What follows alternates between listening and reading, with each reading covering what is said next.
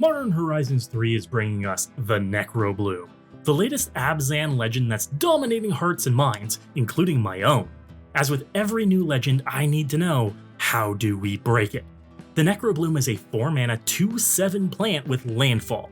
It says, whenever a land enters the battlefield under your control, create a 0/1 green plant creature token. If you control 7 or more lands with different names, create a 2/2 black zombie creature token instead. And also, land cards in your graveyard have Dredge too. On the surface, this doesn't look like anything we haven't seen before.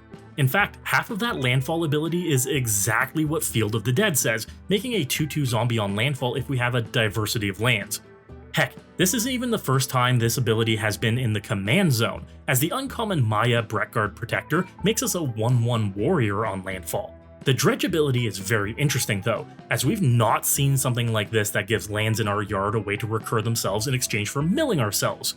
It's easy to combine this with the Gitrog monster, the original one, and go a little crazy in an attempt to mill our entire libraries.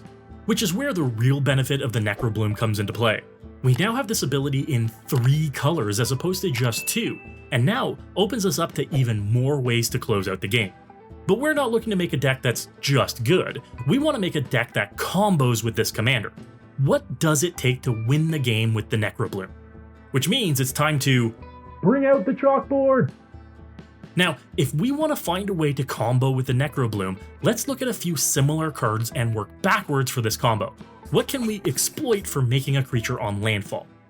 Let's look at cards similar to this like Scoot Swarm or Zendikaar's Royal, and we can work the combo in reverse. The benefit now being we have this ability in the command zone and not buried in the 99. We could go with a very standard route and just make lots of tokens, going ramp heavy and using doublers to jump up our body count. But that's a synergy.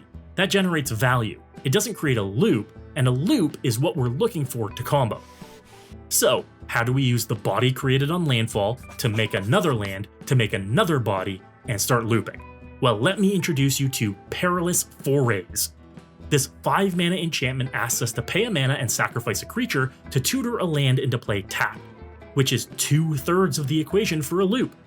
We now need to generate a mana to pay the cost on Forays to turn this into an actual loop. And there are a few ways we can generate that mana, like making one on landfall. Lotus Cobra or Nissa Resurgent Animist fill this role for us, allowing the land we put into play to make a mana to let us go get a land to put into play. A loop. But there's even more redundancy on this side too. If we make the land Forays put into play enter untapped, like with an Amulet of Vigor or a Spelunking, it allows us to tap that land for mana and use it on the Forays. It makes this loop even more consistent. With multiple redundancies for creating a creature on landfall, and multiple redundancies for making a mana on landfall, it means Forays is our only crucial piece of the combo. But once we have all 3 pieces in any combination out, we can realistically put all of our lands into play in a single turn. And that's the benefit of Necrobloom. We have one of these pieces of our combo in the command zone, with plenty of redundancy in the 99. And now that we're in 3 colors, including black and white so we can use tutors for Perilous Forays, it makes our unique combo piece that much more accessible. But I hear you saying, having all of our lands in play doesn't instantly win us the game. And you're right, it doesn't. But it does let us do so much more. If we can kick this combo off on an opponent's turn by cracking a fetch land or using an Archdruid's Charm, we can untap and use those lands to win in a whole bunch of ways on our turn. The easiest of which? Sink it into an X-mana spell. Torment of Hailfire or Exsanguinate being the best options as they take out each opponent at once. On top of that, we could be using Insidious Roots to make any other token we generate tap for mana, so those spells get extra big. Or heck, we could be just attacking with extra tokens we made going through the loop. Anointed Procession, Doubling Season, and Parallel Lives all give us plenty of ways to max out bodies for the attack. And while we're making and sacrificing bodies for this, a simple Mirkwood Bats in play while we do this loop just drains the table for lethal, easily. Nothing even doing that. It's game over, man. And if you can't close out the game right away, well, having all your lands in play lets you be essentially immortal thanks to constant mists. no one will ever be able to deal combat damage to you again. I guarantee it. If we could add effects in to basically draw our libraries as well, casting a Rite of Harmony before doing the loop will draw you a card for each token you make, it allows you to simply sit back on a handful of win cons until you can use them. Or you could sacrifice all of those lands to a Zurin Orb or Sylvan Safekeeper to buffer your life total and keep your creatures alive, while triggering effects like the Gitrog Monster to draw you cards, or Titania Protector of Argoth to make you even more tokens, these ones being 5/3 elementals that end the game fast. And then, if you want those lands back to trigger all your landfall effects again, you have Splendid Reclamation and Aftermath Analyst in the wings to do all of that all over again.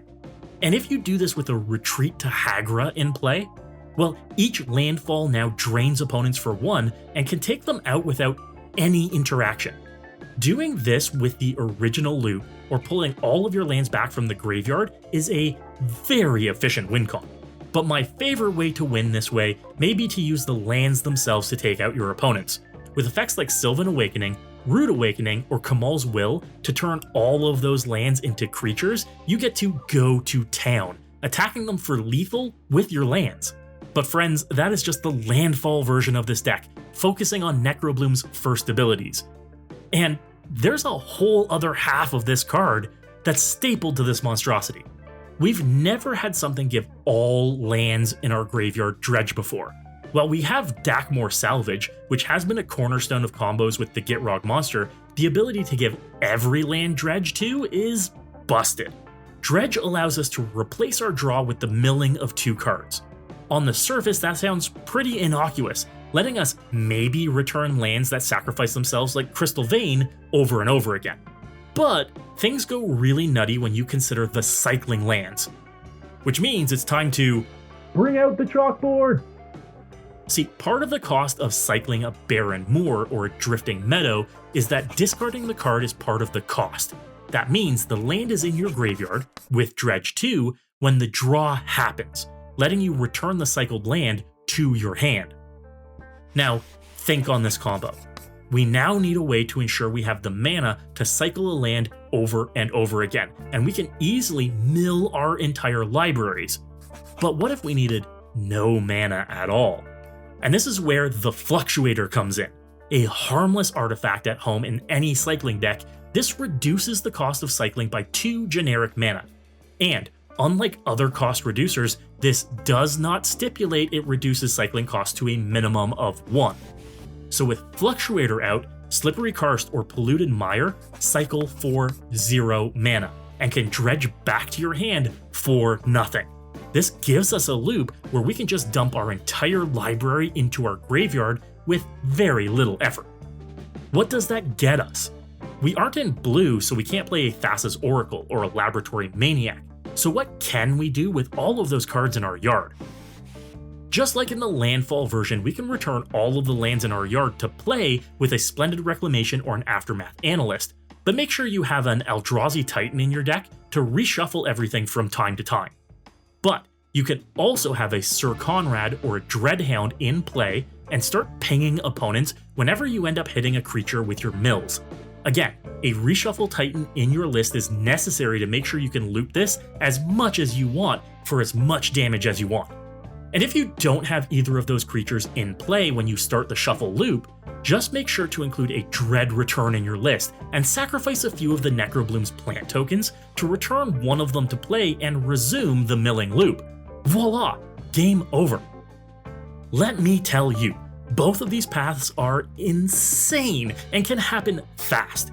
We have the benefit of the best ramp and the best tutors in these colors for the pieces that we need, and some of the most cohesive lines with multiple redundancies. If you took one look at the Necrobloom and immediately wrote it off as boring, you're missing out on the best combo commander from all of Modern Horizons 3. But let me know what you think of the Necrobloom. Is it the new hotness in combo decks? If you're planning on building this commander, let us know with your deck list links in the comments. I read every single one.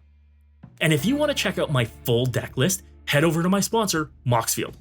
Moxfield is the best deck building platform in the world. and even makes it easy to search cards with specific abilities to fill holes in your combos. While you're there, be sure to follow my profile to never miss a brew. And while you're here, don't miss these other incredible videos. If you were inspired to brew today, you have to hit that subscribe button. And as always, folks, good luck and have fun.